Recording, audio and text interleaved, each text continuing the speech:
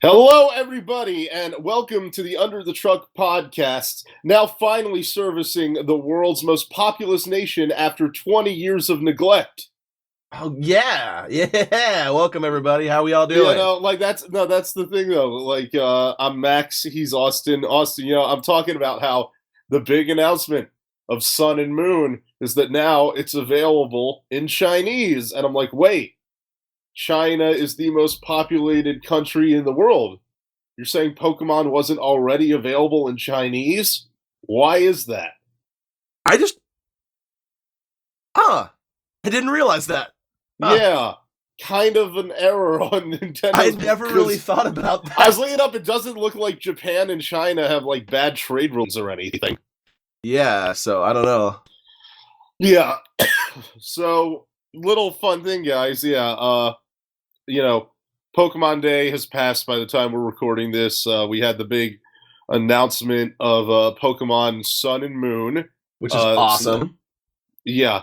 And the thing is, though, at the time, it was kind of a disappointing direct because Nintendo didn't say much aside from there's 2 new games coming at the end of the year, Sun and Moon, and they'll be available in Chinese.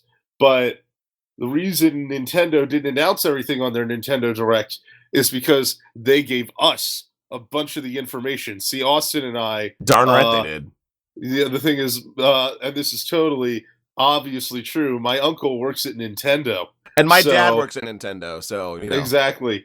So our dad uncles work at Nintendo, so they leaked all the secret cool Pokemon facts to us, and now we're going to share exclusive details about Pokemon Sun and Pokemon Moon. I'm excited, man. Are you excited?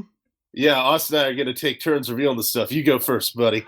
All right, cool. So I have heard from a very trustworthy source, that my dad, that Pokemon and Me will evolve into a completely fully fledged Pokemon dating sim, complete with multiple endings for each Pokemon for a total of, get this, 7 million endings.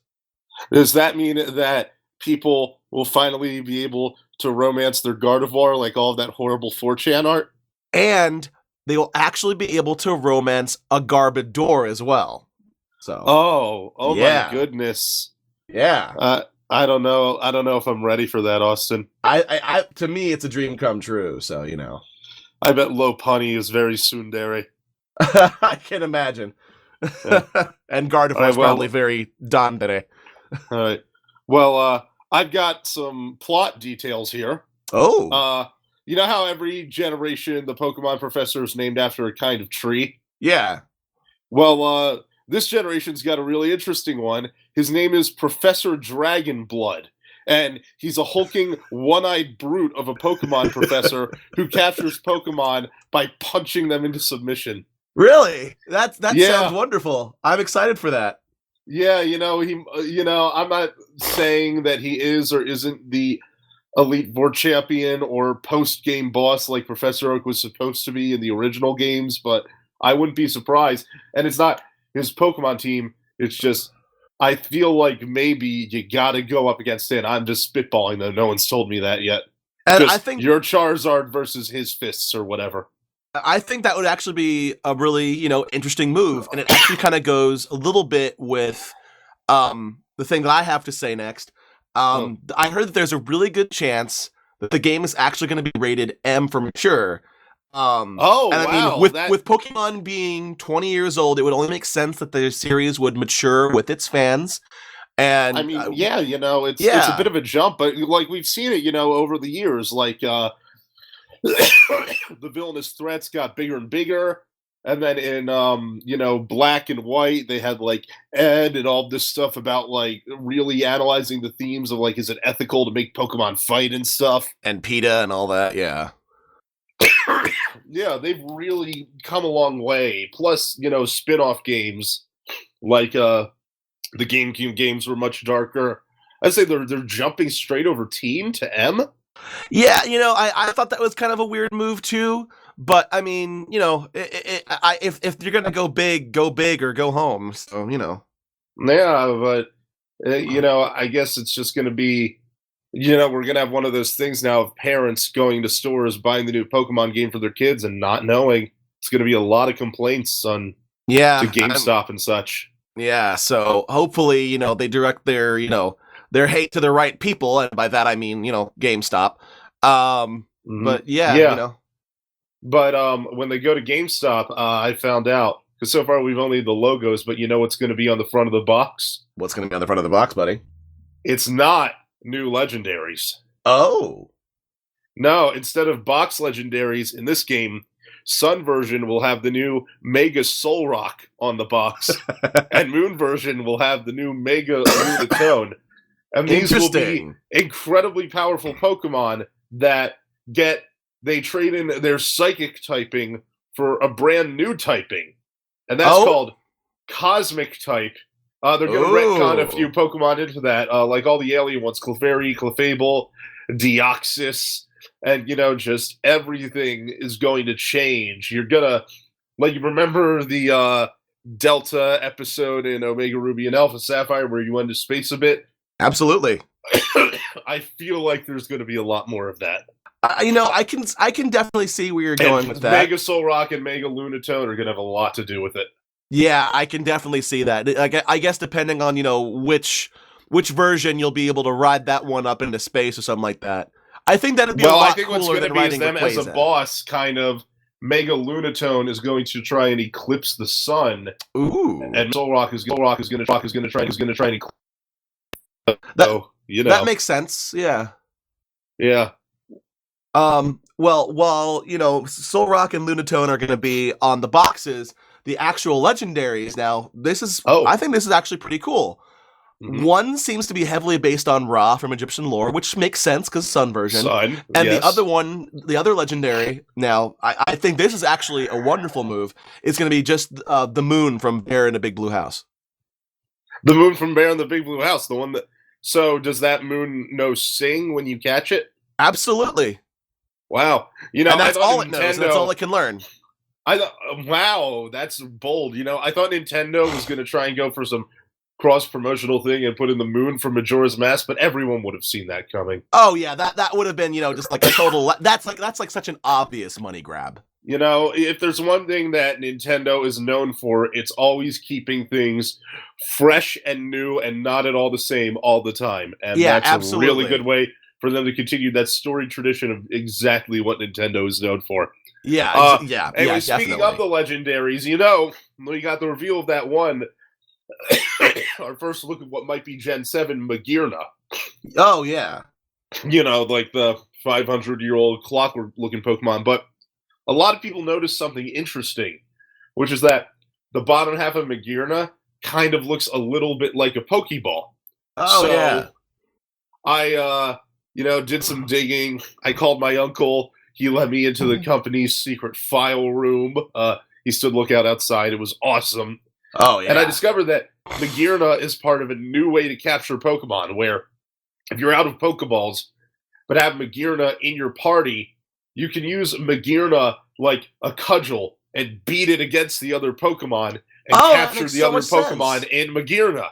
So, Magearna, the trade-off is that when this happens, you can't use Magearna anymore. It's replaced by that Pokemon until you transfer it into your PC box.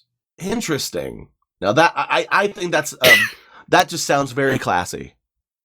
Yeah, I think it's definitely throwing Pokeballs. It's gotten a little old. I like that they're doing something new with the whole concept of gotta catch them all, because there's so many just throwing a ball over and over and over. I want to feel refreshed. Yeah, I can absolutely. I can see where they would make that move. Yeah. Yeah. Speaking of Pokeballs, I heard that we are actually getting a new Pokeball. It is called the Master Ball 2.0. There will be only one. You will be able to get one in the game, and you'll be able to get one via mystery gift. Now, the biggest difference between the regular Master Ball and the Master Ball 2.0 is the Master Ball makes this sound during the capture process.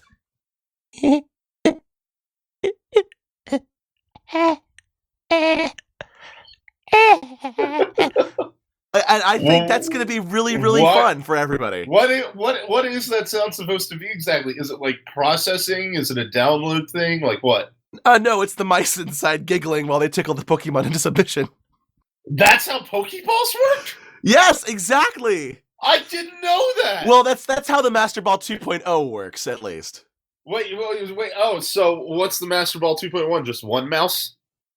You mean the 1.0? I mean the 1.0. Yeah. Is that just one mouse? No, the Master Ball 1.0 is just digital. You know, they turn it into light or whatever Pokeballs work. Yeah, the Master Ball 2.0 is new technology. That's fun. It's new technology.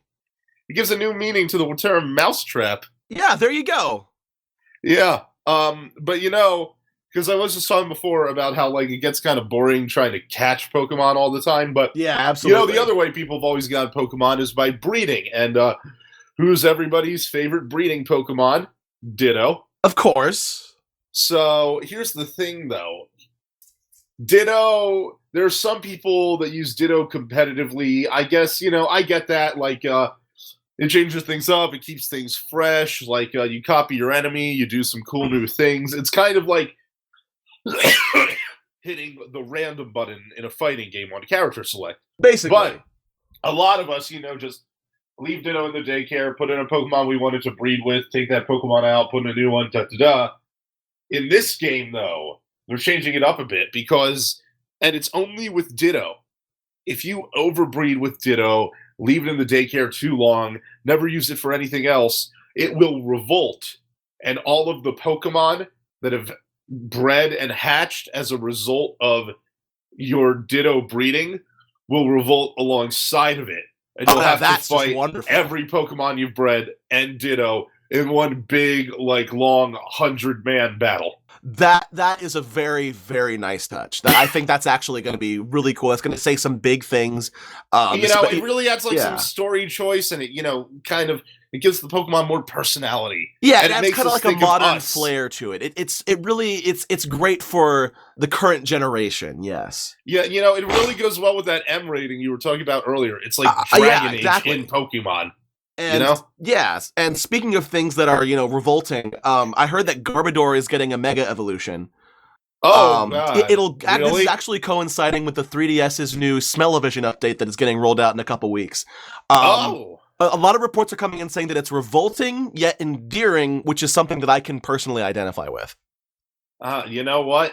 I've known you for a while, and that's definitely the case. Yeah, I figured that you would agree with me on that. Yeah.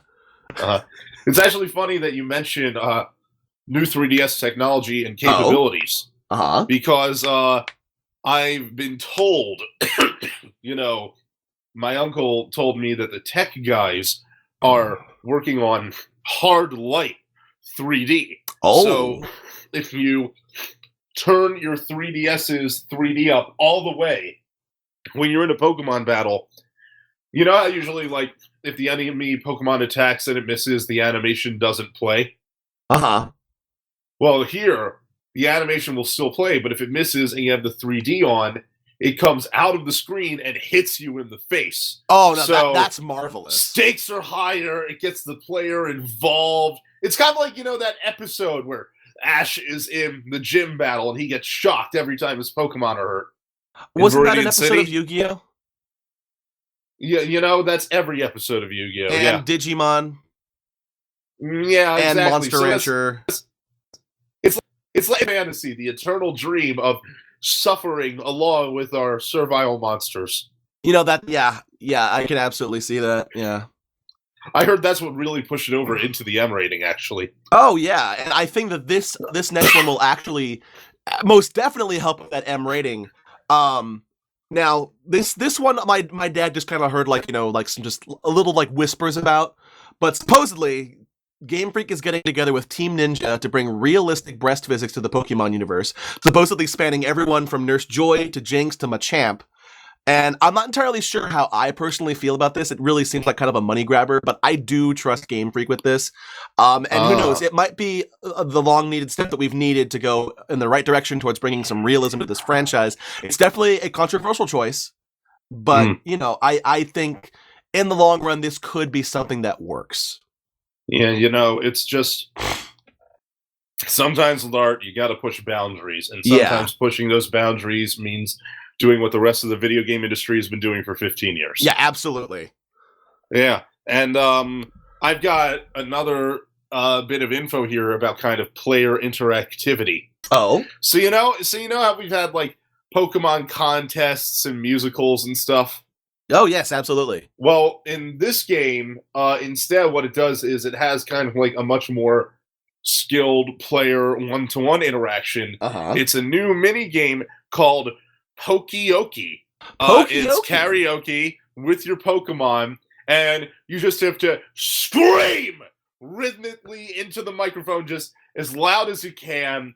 You get bonus points if you're in public and you get other people come over to you and scream with you. Just the louder, the crazier it gets, the more input overloads that microphone, the higher score you get. Awesome. Do you want to have us do like a quick demonstration real quick for that? Yeah, let's go with the classic Pokemon theme song. Are you ready? All right, yeah, let's go for it. Starts off 3, 2, 1. I want to be American! Like no one ever wants to. So yeah, like that. Yeah, exactly. You know? Yeah.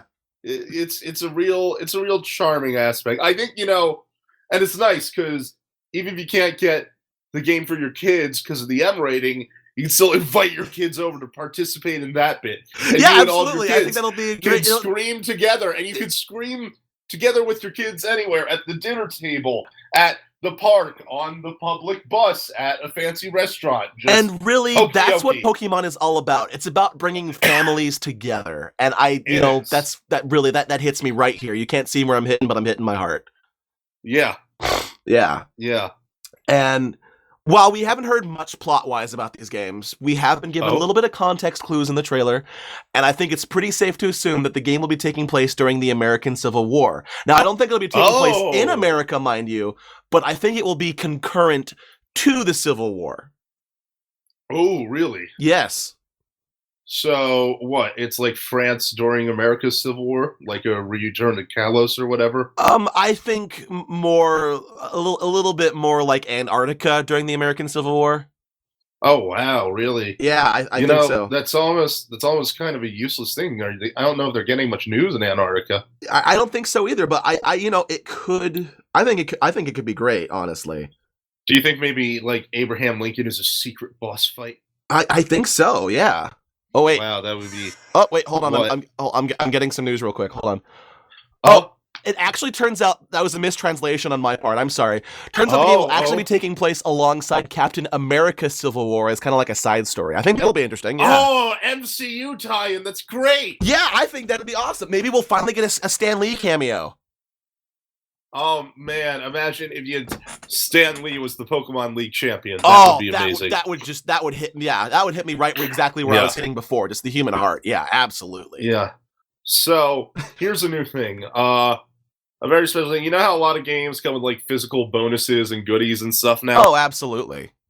Well, every new physical copy of the game will come in a special box, and that box will be filled with just thousands of tiny spiders, all alive. You open the box, all these spiders come out. The game just comes with a ton of new friends. And you know what the best part is? The digital customers are not left out. Oh, thanks really? to drone technology, when you download the game onto your 3DS from the Nintendo eShop, Nintendo will have a drone crash through your window and deploy a box full of spiders to flood your home. I know, right? It's everything I've ever wanted from a Pokemon game. Yeah! Freaking spiders, dude! Just spiders in your eyes, up your nose. Spider dance! Yes! Just covering your significant other. Oh, eating your children. It's amazing. Oh, thank God. Yes, that is amazing. The age of spiders is here at last. The age of spiders has finally arrived. Yeah, yeah. It's great. It's really, I'm just so... Oh, wow. Since Gen 1, I've been like, this is good, but why wasn't there a spider in the box? And now they're just making up with it with tons of spiders. Oh, I think that's going to be absolutely wonderful. Yeah. Wow. I'm not entirely sure if I'm going to be able to follow up with that on something just as good, but I'll try. You need to take a break while I can do the next one? You know what? Yeah, since I did 2 in a row, you go for it. All right, well, we got a new camera functionality. You know, the 3DS camera. It's just, you know, it's not like a big feature. Mm-hmm. It's just a fun little Easter egg. If you're eating food while playing the game, and the camera can see it, and like the game sees you eating, all the Pokemon will stop battling, and they'll just turn and stare at you, and they'll just watch you eat and just stare at you in hunger. I think it's a real level of immersion, you know? I think so too. I absolutely think so. Yeah. Definitely. Absolutely. It's just because I've always kind of wondered, you know, like, I'm not feeding Charizard. How is he so good to go all the time? Oh, doesn't he at least want some, you know, hamburger or something? Probably something charbroiled, I would assume. Oh, yes, definitely. Yeah, definitely. absolutely. Yes, totally. Charizard probably has a Kiss the Cook apron just in his Pokeball. Yes, and if you do Kiss the Cook, you will end up with third-degree burns. Actual third-degree burns. Oh, yeah, it's part of that, you know, hard light again. Yeah, exactly. Now, I know a lot of people are disappointed that we didn't get Pokemon Z. I'm a little disappointed myself. I'm okay with it, you know. Yeah, I mean but this is going to be pleasing to some people. Pokemon Z will not be coming to 3DS. Now, that's kind of going to be a bit of a shocker to everyone. But do you know why it's not coming to the 3DS, Max? Is it coming to Wii U? No, it turns out that it's actually being ported to the Nokia N-Gage, which it's interesting seeing they're going for such an outdated device and the one that not a lot of people bought in the first place. But, you know, while this might not be the best idea for Game Freak, the sales that are sure to bring some much-needed revenue for the Nokia Corporation. Is Nokia even still around? I didn't know that. No, they absolutely are. They're making brick phones, but, I mean, they are still around. Oh, wow, that's you know... Nintendo's just always been full of such goodwill to other people, and that's why every third party says Nintendo's always been the easiest to work with. Yeah, absolutely. You know, they really are amazing. They're an equal opportunity company. The goodness they have in their hearts, and just how easy they make it for everyone to work with them, and how, especially, you know, they listen to the fans. They really do, all the time. This is what the fans have been asking for. Oh yeah, I know, I have. And you know. What else fans have been asking for is kind of a way to circumvent trainer battles. Because, you know, sometimes you're just walking along and they see you and it's annoying and everything. Yeah. Well, what you'll have here is instead of having to sneak around them, every trainer battle during the transition screen while the battle loads up will have a quick mini game. It's kind of like an Elite Beat Agents thing where you use the touchpad and the stylus, and what you do is, if you beat the game before the time limit, you punch out the enemy trainer and you just steal their wallet and you don't have to battle them. Oh, that's... So, you know, it's kind of a thing, you know, it's a bit of a mixed bag because on one hand, like, your Pokemon aren't getting any experience, but stealing the wallet, you get so much more money than they pay out normally, and you can come back later to battle them when they've woken up again. And while your Pokemon might not be getting any experience, that gives you some personal experience. And I think that, you know,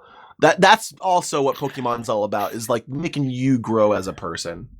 It's also a lesson in manners, because like imagine if some guy just came up to you on the street and is like, hey, I demand you do this thing with me, and you have no choice, you'd punch him. Yeah, of course. You just reel back and you just clock him in the teeth. It's just realism in video games, and I love that. Yeah, and that's I'm glad that is the route that Game Freak seems to be going. Realism. Yeah. Absolutely. Mm-hmm. I think we have time for one more. One more each? Yeah, let's go with one more each. Yeah. All right. So, let me get my notes all together here. Hold on. Yeah. Hold on. I got my notes somewhere here. Oh, goodness. I cannot seem to find that. Oh, here we go. You know how the trailer showed a lot of vehicles? Yes. I think those are going to play a very important role in getting from town to town. Like bicycles? No. In fact, you will actually be driving a car between towns. Oh, wow. Complete with real-time traffic. Like Los Angeles and New York traffic. And goodness. They're actually adding a button to the 3DS for this. It is called the bird button. It will allow you to show your distaste to the other drivers on the fly. Wow. Yeah. But so what about like driving through tall grass and stuff? Oh, that. Really? Yeah. You can't drive through it? Or, yeah, no, like, how are you supposed to meet wild Pokemon? You can't off-road, Max, dude. Well, I guess you'd run over the wild Pokemon, and that might be a bit too much. Yeah. Especially on top of this next feature they've added. Oh? So, there's a new HM, and it's also specialized to deal with enemy trainers. Uh-huh. So, like, you don't have to fight them. And this one, it's like if you're really bad at the minigame and you're just not down for a fight, have a Pokemon learn this HM move, and you're good. The new HM, the move is called Gun. And it permanently kills an enemy trainer on the map from a distance. I think that right there definitely solidifies that this game is absolutely getting an M rating. So congratulations to Game Freak on that. Funnily enough, that was one of the first concepts they introduced, and the ESRB was like, yeah, we can still give this an E rating. Really? It wasn't until the jiggle physics where they started to get a little dodgy. Max, come on, Max. Let's be civil here. It's called Booble physics. Booble physics. My bad. I mean, I'm just saying, I know it sounds a little ridiculous when I say it out loud, this idea that insane gun violence happening around children wouldn't be seen as something that needs a big fix. I can't keep it up anymore, Max. We can't keep this charade going. Okay. We can't keep this charade up, Max. I'm sorry. Austin, calm down. Ladies and gentlemen, what you have just been witness to is an act of prestidigitation. Austin and I do not have dad uncles that work at Nintendo. We do not know exclusive leaks, but it was a magic trick to make you think that we did. Actually, my mom works at Nintendo, but she had nothing to do with this. Yeah, no, she works over in the Pikmin department, which is basically like being unemployed. Yeah, exactly. So, Anyway, but that said, we do... among all that, we do have a few, not like things we know, but we have some serious predictions that we'd like to talk about. Yeah, something to do with Just like, what do we realistically think Nintendo might bring into this game, like plot-wise, feature-wise, etc.? Yeah, and you, since you did the last one, you want me to start off? Sure. Okay. What's your first serious prediction? This one is actually something that was kind of brought up to me by a friend of mine on Tumblr, because they know that I do this podcast, and they said this was something for us to talk about. You know how in Gold and Silver you could do quote unquote cross-dimensional battling with red, blue, and yellow? Oh, you mean the time capsules, right? Yeah, exactly. But you could also like battle too, if I remember correctly. I did not know you could. I can't remember. It's wow. Yeah. But apparently there is still like code in the games for like 2 more games to like be added or something like that. Or something. And so it would be interesting to see if there would be like cross-dimensional trading or battling with X and Y between Virtual Console Red or with X and Y. I mean X and Y and Omega Ruby Alpha Sapphire. Okay, yeah. So instead of having to use Pokemon Bank for those, yeah, that'd be nice, especially because Pokemon Bank. Like, I get why it costs money, but it's still kind of a pain. Yeah, and that would explain like an absence of Z. See, what I would do if I were Nintendo is I'd make just like free to download thing that just like lets you manage data from multiple Pokemon games in like a single app. Yeah, but I guess that'd be a little too complex or something. Yeah. Yeah. All right. So my first serious prediction, and I was kind of thinking this earlier. We were joking about Mega Solrock, Mega Lunatone, but this isn't my idea. Somebody mentioned it on like the Pokemon subreddit, and it just kind of makes sense to me. I think this game's gonna have 2 teams.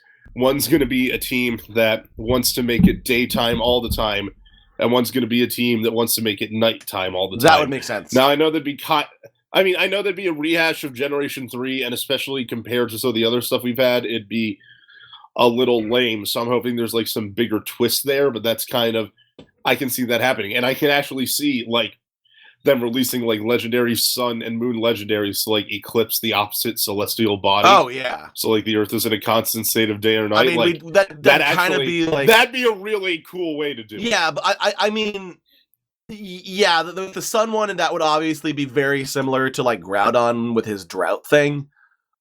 But I mean, it could work. Yeah, it's just kind of like space equivalents of Groudon and Kyogre. Yeah. And that actually kind of goes with my next one. I think there's actually going to be a larger emphasis on the day and night cycle. Oh yeah, me too. Yeah, like I don't think that, you know, it's going to be like, you know, there's only like this like 10,000 exclusive things you can only do at night, like in Animal Crossing.